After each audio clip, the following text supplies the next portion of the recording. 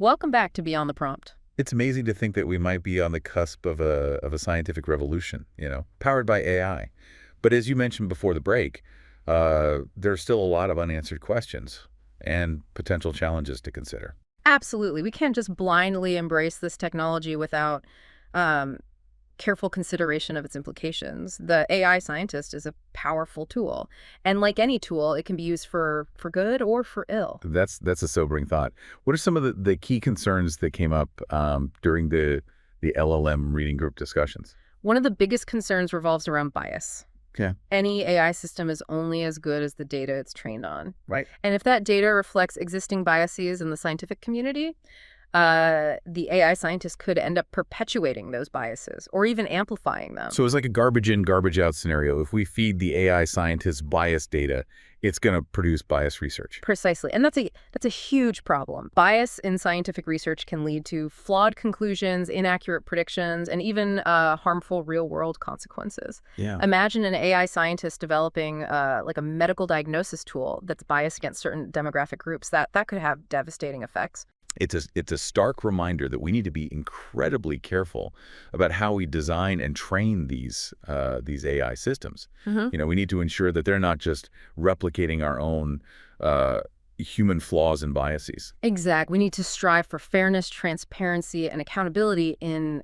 AI-driven science. And that requires constant vigilance and rigorous testing to make sure that the AI scientist is truly objective and unbiased in its approach. So it's not just about the technical capabilities of the AI scientist. It's also about the ethical considerations and the potential societal impact. We need to make sure we're using this technology responsibly and ethically. Absolutely. And that's not always easy. The field of AI is moving incredibly fast. Yeah. And it can be hard to keep up with the latest developments and anticipate the potential consequences. That's why discussions like the ones we have in the LLM-reading group are so crucial. We need to bring together experts from different disciplines to grapple with these complex issues and ensure that AI is used for the benefit of humanity. It's like we need an ethical framework for AI-driven science. Yeah. Like a set of guidelines to ensure that we're not just blindly unleashing these powerful tools without considering the potential risks. That's a great point.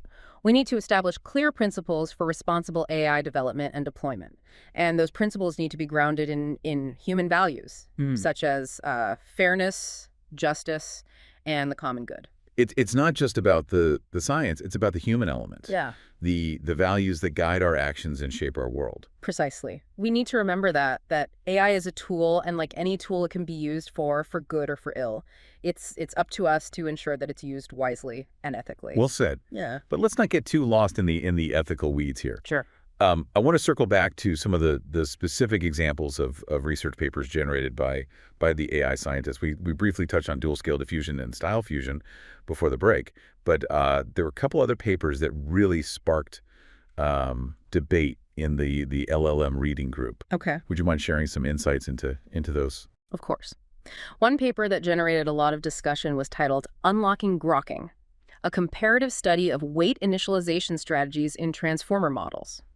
It delves into a fascinating phenomenon in AI called grokking. Grokking. That sounds like something out of a science fiction novel. It does have a certain sci-fi ring to it. Yeah. Grokking refers to a sudden moment of understanding or insight that an AI model can experience during training. It's like the AI suddenly gets it, and its performance jumps dramatically. So it's like the AI equivalent of an aha moment. Exactly. And this paper investigates how different ways of initializing the AI model's parameters affect the likelihood of grokking. It turns out that some initialization methods lead to faster and more reliable grokking than others. That's fascinating. So it's not just about the data the AI is trained on. It's also about the initial conditions, the starting point of its learning journey.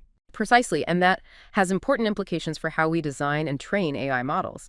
If we want to maximize the chances of the AI achieving a deep understanding of a problem, we need to carefully consider how we set it up for success from the very beginning. It's like giving the AI the right tools and the right environment to flourish. Yeah. We can't just throw it into the deep end and expect it to to figure everything out on its own. Exactly. We need to be thoughtful and strategic in our approach to AI training. And the findings of this paper provide valuable insights into how we can optimize that process. That's incredible. So the AI scientist is not just producing research. Yeah. It's actually helping us understand the very nature of AI learning itself. It's like a meta level of scientific discovery. It is, and that's one of the most exciting aspects of this technology. It Yeah. has the potential to unlock new knowledge, not just about the world around us, but also about the inner workings of AI itself. This is truly mind-blowing stuff. Yeah. But I realize we're running short on time. Okay. Before we wrap up, I wanted to touch on one more crucial point that emerged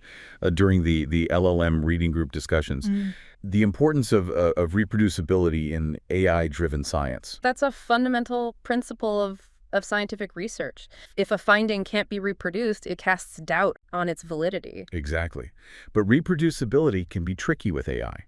These systems are often complex and opaque, and it can be hard to understand exactly how they arrived at their conclusions. That's true, but there are steps we can take to improve reproducibility in AI-driven science. Okay. One key factor is transparency. The more we understand about how an AI system works, the easier it is to reproduce its results. So we need to be able to look under the hood, so to speak, Yeah. and see how the AI is making its decisions. Precisely, and that requires clear documentation, open source code, and detailed descriptions of the training data and methods used. It's like providing a recipe for the AI success. Yeah. So that others can follow the same steps and verify the findings. Exactly, and that level of transparency is essential for building trust in AI-driven science. If we want the scientific community and the public to embrace these powerful tools, we need to demonstrate that they're reliable, robust, and reproducible. It's like the old adage, trust but verify. Yeah. We need to be able to trust the AI scientist, but we also need to be able to verify its claims and replicate its findings. Absolutely, and that's a challenge we need to address head on. If we can achieve a high level of reproducibility in AI-driven science, it will pave the way for even more groundbreaking discoveries and transformative innovations. Well, we've covered an incredible amount of ground in this deep dive. We've explored the inner workings of the AI scientist, marveled at its ability to generate novel research ideas and produce high-quality scientific papers, and grappled with the ethical considerations and potential challenges of this groundbreaking technology. But the conversation doesn't end here. We've only just scratched the surface of what's possible with AI-driven science. That's right. This is just the beginning of an exciting new era of scientific discovery, one in which AI will play an increasingly important role. But it's crucial that we approach this new era with both enthusiasm and caution, ensuring that we harness the power of AI responsibly and ethically for the benefit of all humanity. Thank you for joining us on this deep dive into the world of the AI scientist. It's been a mind-expanding journey, and I hope our listeners are excited as we are about the potential of AI to transform scientific discovery. It's been a pleasure exploring these ideas with you. Until next time, keep asking questions, keep pushing boundaries, and keep your minds open to the possibilities of the future.